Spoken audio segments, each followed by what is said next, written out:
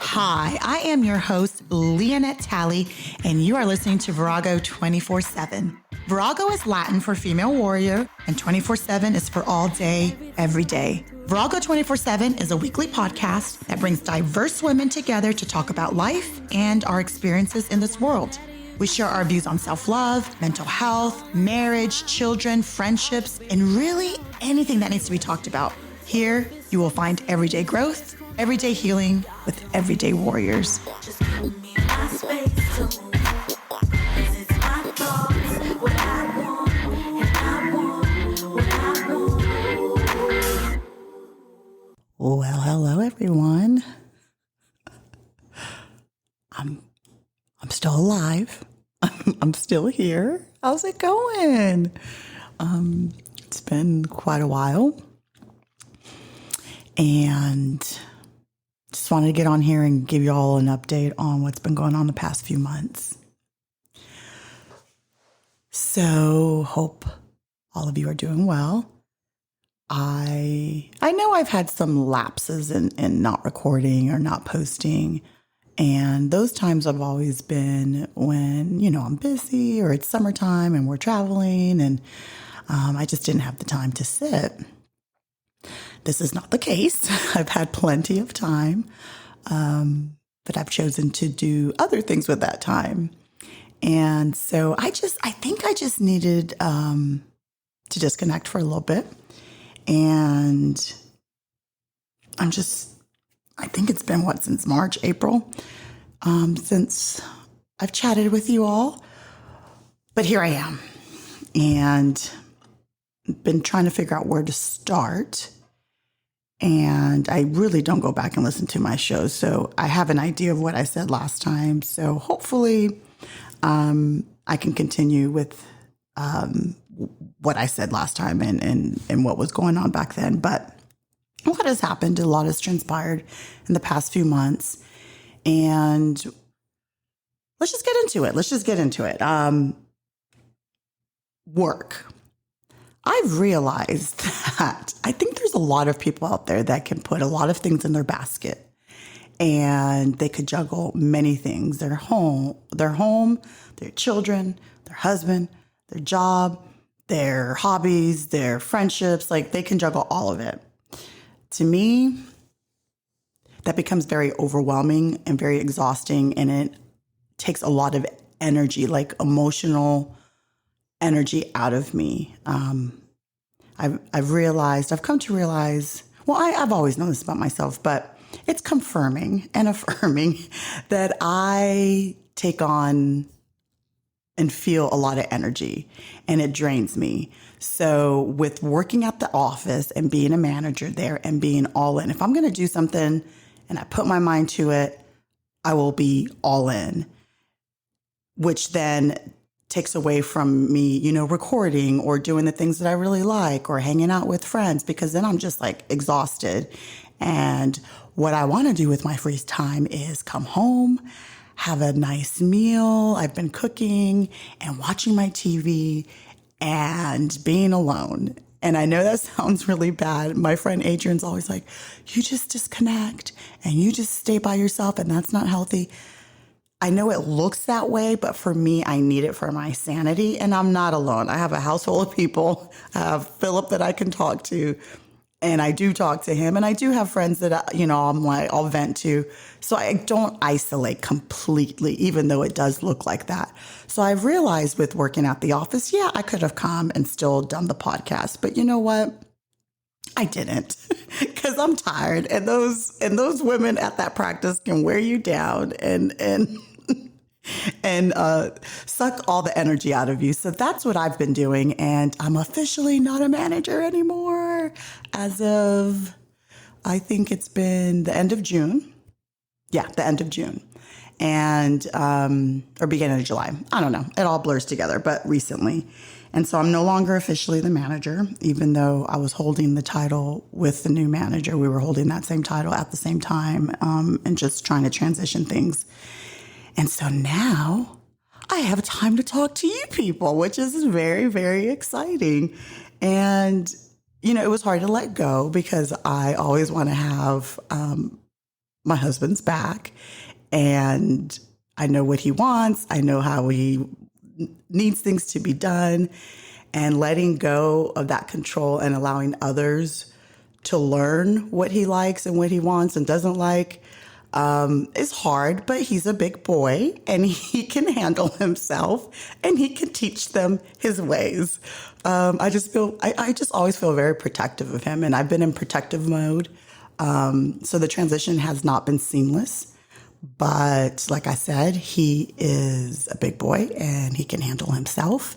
And yeah, I'm still at the office. I'm still working part-time like I was before. So Corinne just started school on this Monday of this past week. And yeah, so I get to, hang out with her and make sure she gets to school and does her schoolwork because she's doing still that homeschool program. And yeah, and then I get to be here with you all. So that's that on that. I'm sure there's a lot of drama that goes into that practice. We call it as the drill turns.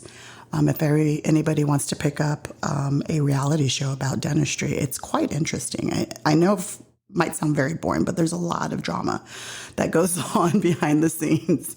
And so, yeah. The other thing I know that I talked about Karen and how she was sick with cancer, and she did pass away on July 21st, 4 days after her birthday, her 65th birthday.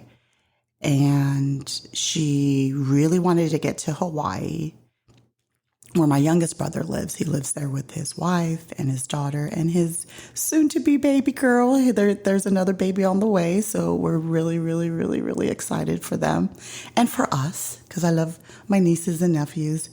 And yeah, so she really wanted to get there.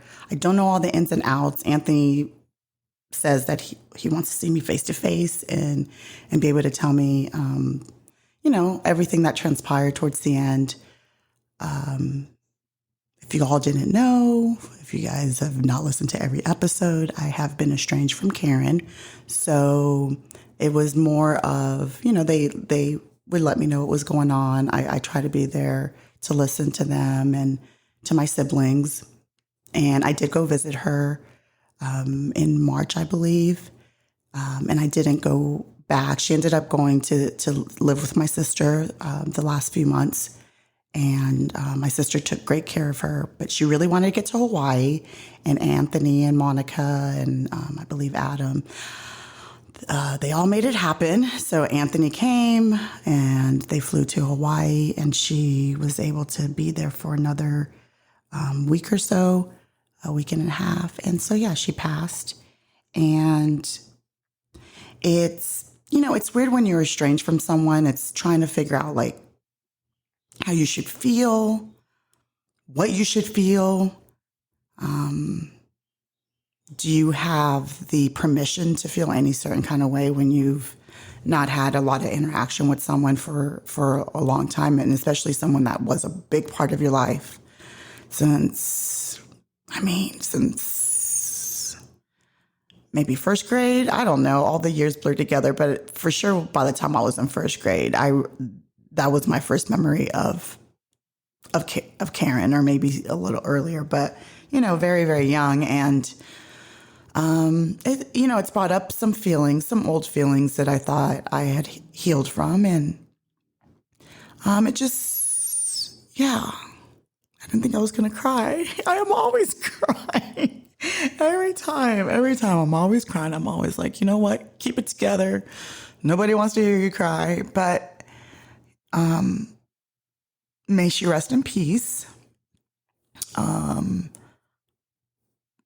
There's no need to say anything else than that. Then rest in peace. And yeah, pray for my siblings that they can grieve the way they need to grieve. And yeah, I don't know what else to say about that. a chapter, it doesn't feel like a chapter's ended. It feels like a book is done, and I can put that on the shelf and thank it for all the lessons and all the wisdom that it brought me. So yeah. Next, my abuela. She has been, she has diabetes and heart issues and things of that nature, but she goes to all her appointments and she takes her medication and she does what she needs to do to maintain her health. And she had a mini stroke last year, and it's not confirmed. I never talked to a doctor. Everything is going, through my aunt, which is my late uncle's wife, his widow. And so she's the main person that lives in Miami, with her new husband and her daughter, her stepdaughter. And so they live the closest to my grandmother. And so she fell early this year and they took her to the hospital. She seemed fine. They released her after a few days, and Jocelyn took her to her house, and things declined. I don't know exactly what happened, but she just wasn't doing well. She was kind of speaking like in gibberish and looked like she just was out of it. So I think she was having another stroke from what it sounds like, but I'm not a professional. I never talked to any of the doctors. I did end up going down there because they put her back in the hospital. So I did go down there, but I never saw a doctor. It was all like nurses and stuff. And, at this point, she's 86 years old. What is there to do? I just look at, this is what we're dealing with. This is how she is right now, whether it was a stroke, whether it was whatever, like, what do we do moving forward? And so when I went to the hospital, she couldn't speak. Obviously, she's on a lot of pain meds. Something was going on with her knee, so they had to do surgery, so she couldn't walk. And while I was there, she got, somewhat well enough to transfer her to a rehab center to help her with her walking. So I'm so thankful, and I'm so glad that I went. I'm glad that I was there to ride in the ambulance with her, because she was very scared. And like I said, she can't really form sentences at that time. She couldn't really form any words except cuss words to cuss anybody out that she wasn't happy with, which was primarily the nurses that would come in to clean her up and stuff. Those were very clear Spanish cuss words.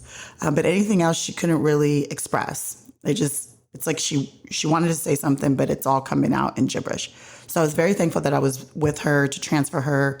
I would come stay with her, and you can tell that she's kind of like, okay, you can go. But I'm like, no, I came here for you so I can sit. I brought my book. She would take a nap. So I believe like a day or two after she moved to the rehab, I'm like, all right, she's in a good place.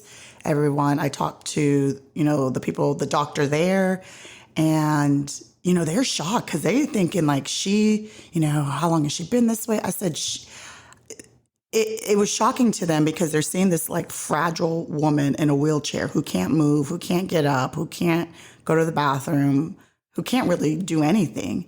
And I'm trying to let them know that no, like 2 months ago, she's fine. She lives alone. She walks. She doesn't drive, but she takes the bus to get to her appointment. She has her friends. Like, she's independent. And they were very shocked about that. So she was supposed to be there for 3 weeks, and I believe she was there for a little bit over that. And the thing to decide was, where is she going to go? So she doesn't really love coming here to Georgia. And, we have our lives, me and my brother. And so it's just, it would be hard for us to give her her 100% of our attention and time. And, my other brother lives in Hawaii, and then my uncle has 2 kids, and they just, they have their own thing going on that they're not capable of taking care of her. So the best option was for her to go to the Dominican Republic, where she was born and raised, where she's from, where she has a ton of family. Her sister still lives there. She has nieces and nephews. It's a whole tribe of them. And So it was a quick, she got out. I was hoping to head down to Miami one last time. A lot of things were done without really, with, I shouldn't even say consulting or permission because it's really not my permission to give. I am the oldest granddaughter. Both her boys are no longer here. She does have her family. So I don't know who decides what happens with her. Maybe her sister. I don't know. But it was very quick. Someone from the Dominican Republic came and got her. And I didn't find this out until literally that she was already in the Dominican Republic. So I knew she was going. It just happened faster than I thought. And I thought I would have time to go down and see her. So she's not gone. It's just harder to get to her. A flight to Miami from where I am is like an hour flight versus going to, another country, and they don't live in a city. They live out in the country.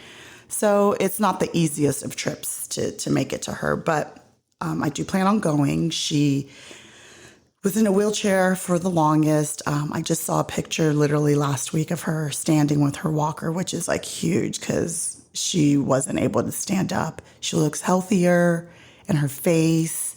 In her body, she's lost some weight. She just looks really, really good. And we FaceTime, and she still can't really speak. So it's more of, I love you. She can say that. I miss you. And she gives me lots of kisses through the phone. And she lights up, they say, when any of the siblings call, like me and my brothers or my cousins. She lights up. So we're doing our best to make sure that we all call her and she sees our faces, because she gets very down, is what one of my cousins said about, what's going on over there. They're taking great care of her, but, I think she's sad, and I think she knows that things are just going to be different. And so I've had a hard time with that. I don't want to cry again. I'm having a hard time with that. It's not going to be the same. My grandmother has literally been there since I was born. My mom tells the story that, I was born in 1979. They didn't do all the ultrasounds. They didn't, to find out the gender and stuff. So it was always a surprise. And my grandmother bought only pink things. All pink, everything, all girly stuff. She's going to be a girl. She's going to be a girl. My mom and my dad were teenagers, 18 and 19, I believe, when I was born. And my mom's like, why are you buying all these things? What if it's not a girl and it's a boy? And what are we going to do? She's like, nope. I know in my heart it's going to be a girl. And so my mom says she had to have a C-section and with me. And so she said, she told I guess the doctor went out and told everybody that was in the waiting area that it's a girl. And the doctor comes back to my mom. She's like, there was one lady who was screaming and jumping up and down and just like, I knew it. Because she had bet my mom, it's not my mom's mom, but the person that raised my mom. And she never called her mom. She called her, by her name. So it's someone that raised her from the time she was, I believe, like 12 years old. And so they had a bet. She thought it was going to be a boy, and my abuela thought it was going to be a girl. And so they bet like a case of beer or something like that. And the doctor's like, there was just one that was just like going crazy. And that was my abuela. And, since my parents were teenagers, we lived with her. My very young memories were of her and my love for makeup, because my mom does not wear any makeup. Every now and then she'll put on some lipstick, but I love makeup so much. And so my mom said when I was little, my abuela, before she would go to work, she would put me on her little her little desk, her little vanity, and she put blush on herself and pretend to put blush on me and pretend like to put, makeup on me while she was doing it to herself. And so I don't have those memories, but my mom said that that's probably where I get my love of makeup and always being, trying to be put together, because it comes from her. And so she's just always been a big part of my life every step of the way. When I had Kaylin, that first year I lived with her, and she took care of her while I finished school, while I worked. I didn't have to worry because I knew she was in great hands.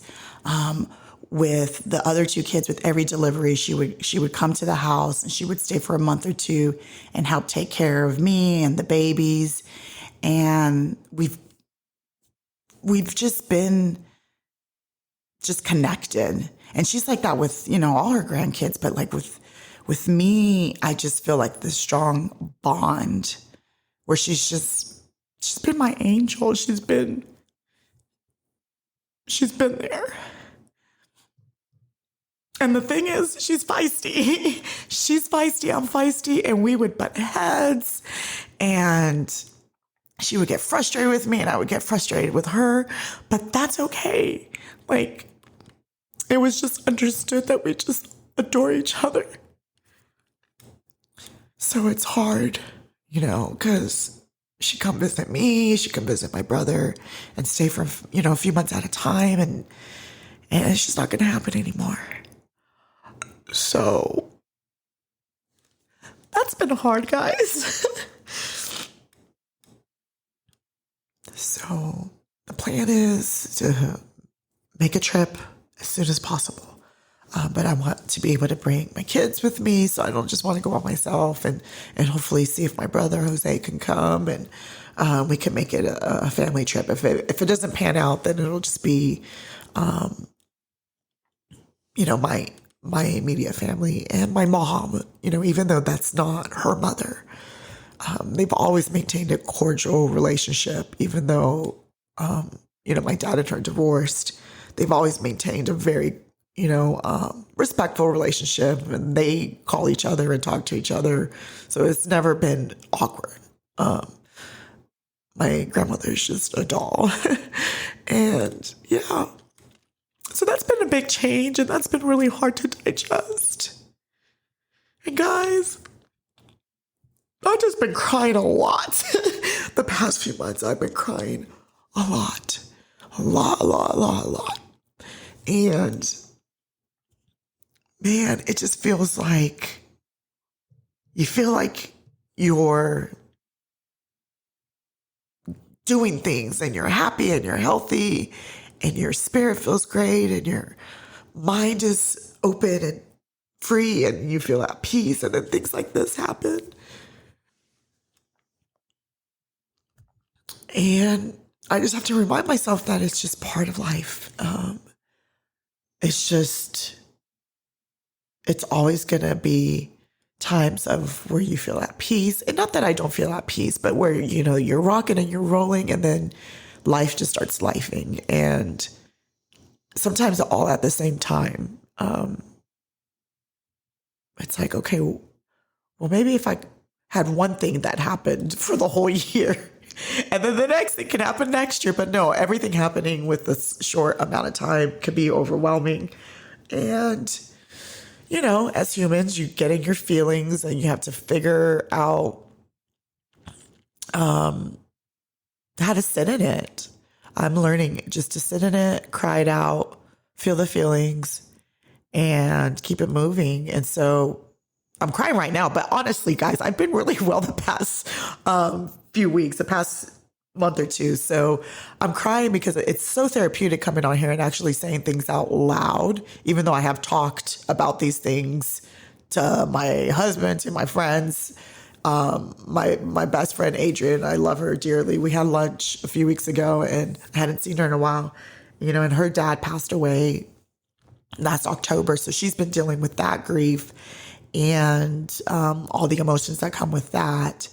And so we had lunch and she's like, how are you? And I'm just like, blah. And just crying. And she just reminds me, like, our lives aren't supposed to be just perfect all the time with no everything being happy, with no sadness or grief or fear or any of those other feelings that we don't like to feel.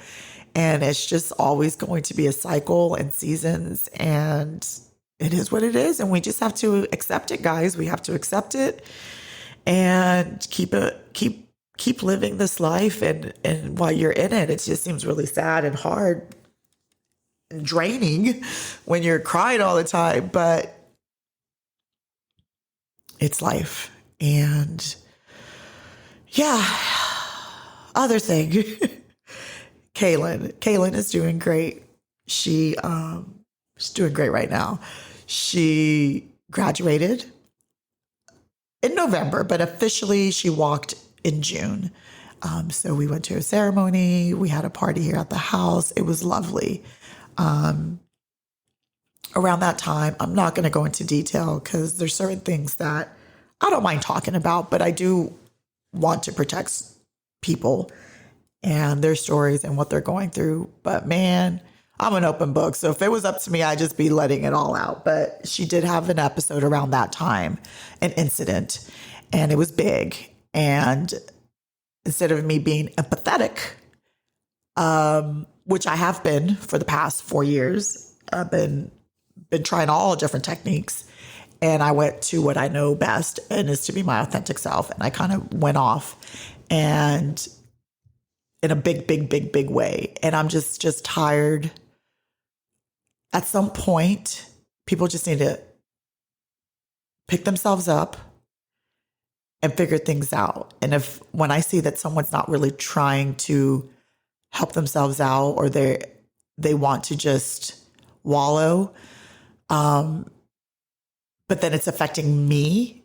If it's affecting me and then the siblings and my husband, it'd be different if it's only affecting that individual. But when it's affecting others and it's unnecessary, then you're going to have big problems from me.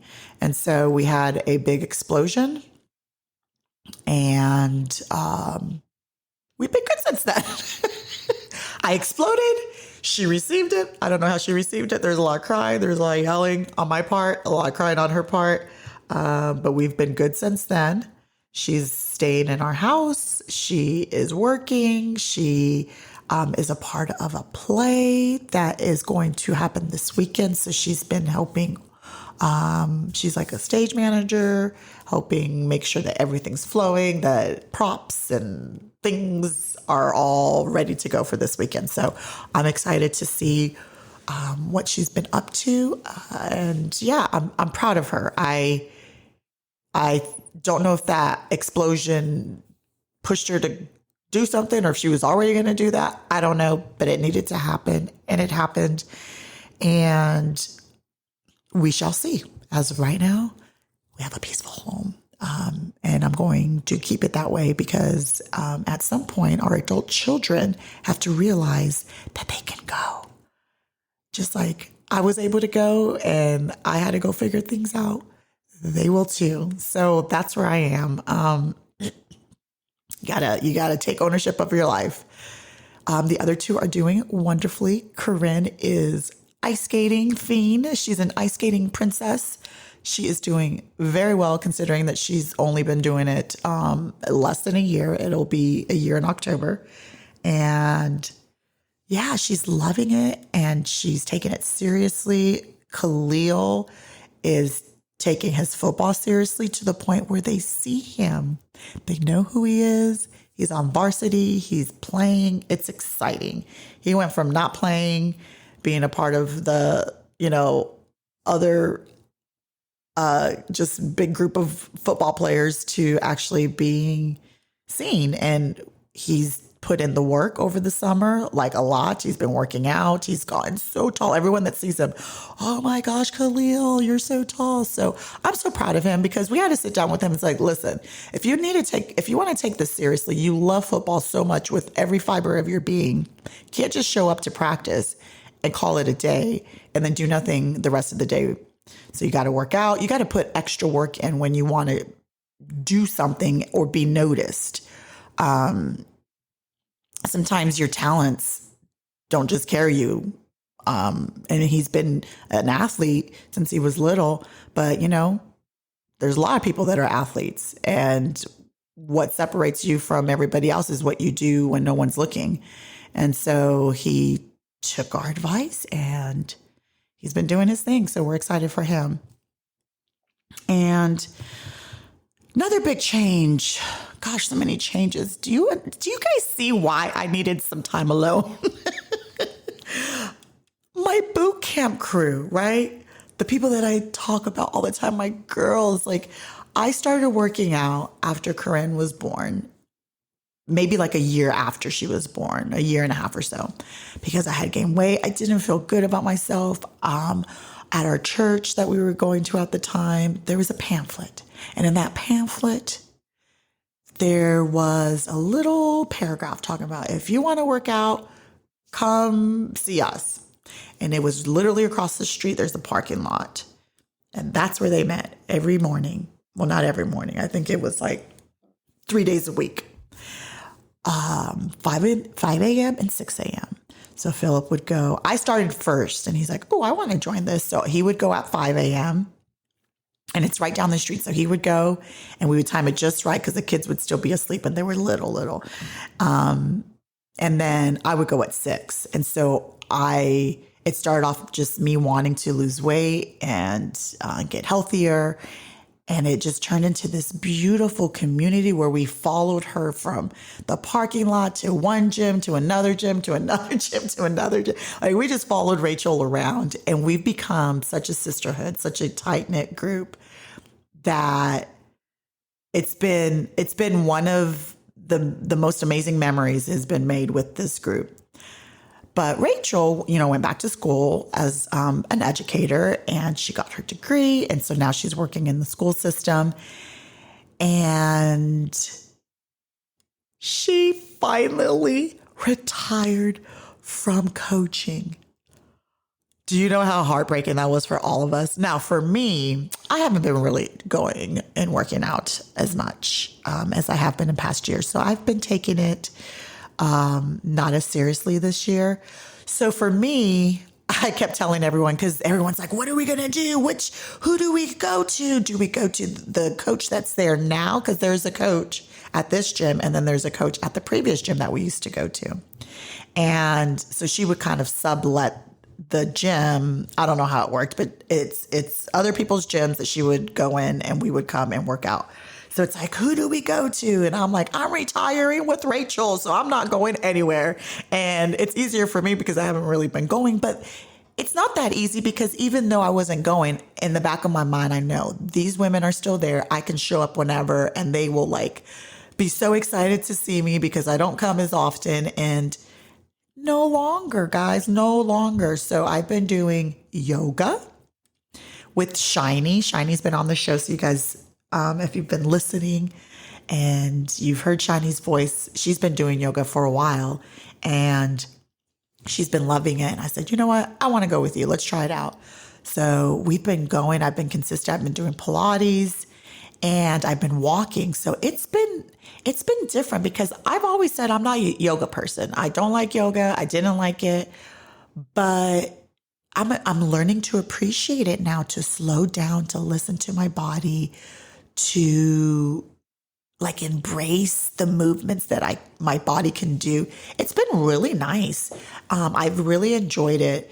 And I'm thinking about this and I probably will end up doing that. But the previous gym, like I said, a lot of people are going to that gym, the previous coach. And I might sign up just to maybe show up on a Saturday because I do love weight training. I love lifting. I love it. I love it, love it, love it, love it, love it. And I'm still young enough that I can do it. And actually, I shouldn't have said that because I've seen videos of older women, like 70s, 80s, still deadlifting and push pressing. So I've always aspired to be that lady, that 80-year-old that's still pushing weights.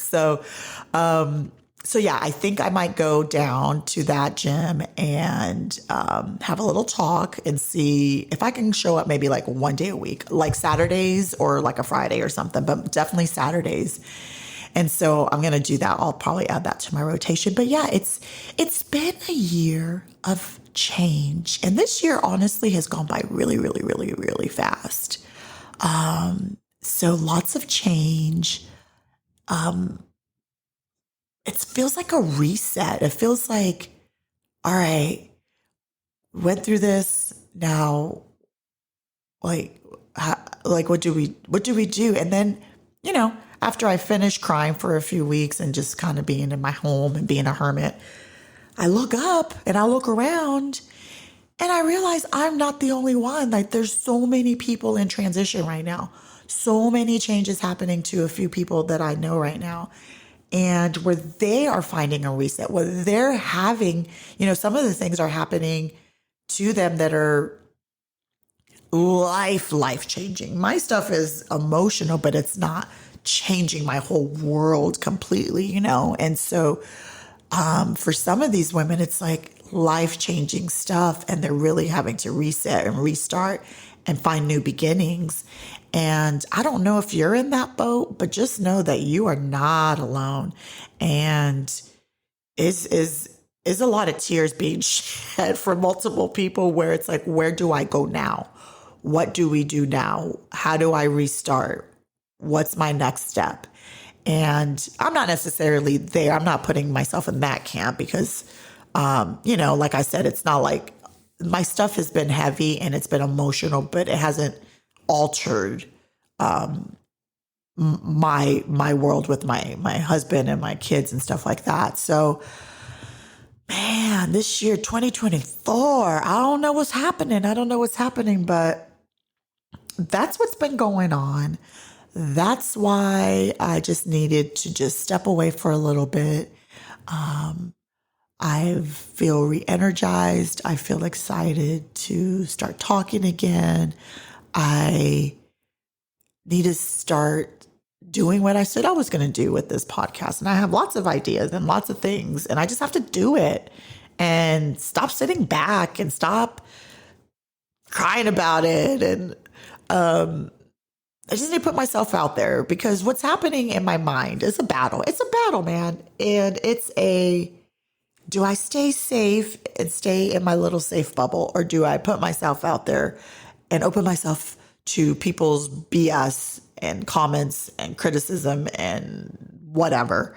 And my lovely, lovely husband, he's like, there's so many that appreciate what you are saying and what you will be doing that you haven't even done yet. There will be so many that appreciate it. So F the haters. Well, he didn't say that because he doesn't really cuss, but I'm saying it. F the haters, and keep it moving. And listen, I'm a strong mama jamma. I'm a strong woman. I have always been this way. But internally, I have feelings too, guys. And I don't want people talking crap about me or stuff like that. But he's right. Who cares? If that's what they want to do with their life, is just go around talking about other people or posting or writing or commenting, then so be it. Because I want to start doing videos. But man, do you guys read the comments in some of these videos? I was talking to Shiny. And I was like, something as simple as a dog with a baby, because my algorithm is dogs and babies, or like animals in general, because I like monkeys. They're just always so sweet, or like little babies. And my stuff is very innocent, because that's the kind of stuff that comes through my Instagram or my reels. And I'm on TikTok now because Corinne put me on there. But yeah, it's like innocent stuff. And then you go to the comments, comes like, oh, let's see what they're talking. Why is that dog so close to the baby? It's going to maul the baby's face and blah, blah, blah. And I'm just like, whoa. I was looking at something cute and innocent. And these people are a bunch of haters, like, oh my, or like Shiny was like, or they'll be like, well, why is that baby grabbing onto that dog's ear? Like, that's animal cruelty. So people like to turn something so beautiful into something so like grimy and gross, that I'm like, do I want to be a part of that world? Do I really, really want to subject myself to that? Because people will turn something into something so ugly and just ugh. But I have to realize that it's not about me. It's about them. And I got to keep doing what I do and try to get to where I know I can get to with this podcast. So that's what I'm going to do. I'm not going to worry about those freaking haters. And here I am. I don't know if I have haters. If I do, they're not like sending me any messages. It's the anticipation of it. And that's where anxiety sucks because it hasn't even happened yet. It's stuff that's brewing in my head that hasn't even come to fruition. But I know how this world works, and this world can be very cruel, and that's okay. I'm going to be kind. I'm going to be respectful. We can speak our truth. We can give our opinions, but we can do it in a nice way. And some of these a-holes don't know how to do that. So, words of wisdom from my husband, just keep doing you. And that's what I'm going to do. So guys, I think that's it. Yeah, I think that's everything that's been going on since April until now, August. It's a lot. It's been emotional. And yeah, that's where we are. And I hope to start recording again and being on here with some friends and talking about whatever is happening in our world, because that's what this podcast is about. It's about everyday growth, everyday healing with everyday warriors. And man, is that really happening to me now? When I came up with this, I knew that it would be something where we can all come together as women and feel like we're not alone. And I tell you what, this podcast has been very therapeutic, and this is why I come in here and cry. So I apologize for all the tears and the ugly cry, but I just wanted to update you all on what's been going on and why I have been MIA. So, as you all know, I love a good quote to end the show. And the one I want to leave you all with is, when you look back on this past year, don't think of the pain you felt. Think of the strength you gained and appreciate how far you've come. You've been through a lot, but you've grown a lot too. Give yourself credit for your resilience and step forward again with grace. Thank you so much for listening to Virago 24/7. If you haven't done so already, go ahead and hit that subscribe button, and please give us 5-star ratings. Also, don't forget to follow us on Instagram at Virago 24_7 and on Facebook at Virago 24/7, and just connect with us and share your story. We'd love to hear from you.